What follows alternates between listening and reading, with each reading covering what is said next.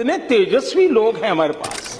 नमस्कार मित्रांनो, कशा आहात तुम्ही? तर आज मी जात होती चंद्रपूरला. आम्ही मुकुडवन साईडने चंद्रपूरला जात होतो, कारण मावशीला पण सोडायचं होतं आणि मला पण जायचं होतं. मला तर आता जावंच लागणार होतं, कारण खूप दिवस झाले होते माझं कॉलेज चालू होऊन मी अजून पण गेली नव्हती. तर मी त्या दिवशीच जाणार होती, पण आम्ही फिरायला गेलो होतो त्या कारणानं मग माझं जाणंच नाही झालं. तर माझा दादा म्हणत होता, चल म्हणे आपण गाडीने जाऊ, कारण माझी पण टीसी काढायची आहे म्हणे, तुला पण पोचवून देतो म्हणे. मग आम्ही चंद्रपूरपर्यंत गाडीनेच आलो. एवढी ऊन होती आणि डस्ट तर एवढा भयंकर राहते घुगुस रोडवर, आणि वरून ही ट्रेन जात असताना तर अर्धा तास इथे थांबाच लागते. या रोडचं तर काही समजत नाही. हा ट्रेनचा त्रास तर कधी कमी होणारच नाही आहे, मला तर असं वाटते. पूल बनणार आहे म्हणून कितीतरी वर्ष हा रोड बंद होता. मी एवढा दिवस येणं जाणं केलं, पण मला अजूनही पूर्णपणे पूल काही बनून दिसलाच नाही. माहित नाही अशी कशी सरकार आहे जे लोकांचे पण कामं नाही करू शकत. लोक तर त्रासून गेले.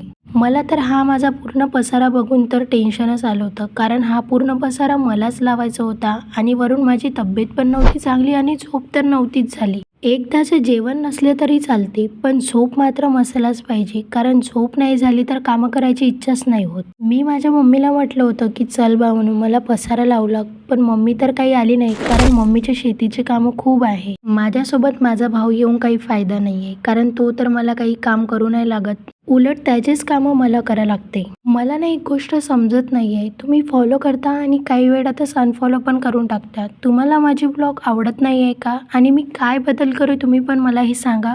तुमचा सपोर्टच नसेल तर मग माझा व्हिडिओ टाकायचा काही फायदाच नाहीये, कारण तुमचा सपोर्ट असेल तेव्हाच मला खुशी येणार ना व्हिडिओ टाकायची. तुम्ही मला कमेंटमध्ये नक्की सांगा बरं की माझ्या व्लॉगमध्ये मी काय बदल करू. तर चला, आजच्यासाठी एवढंच.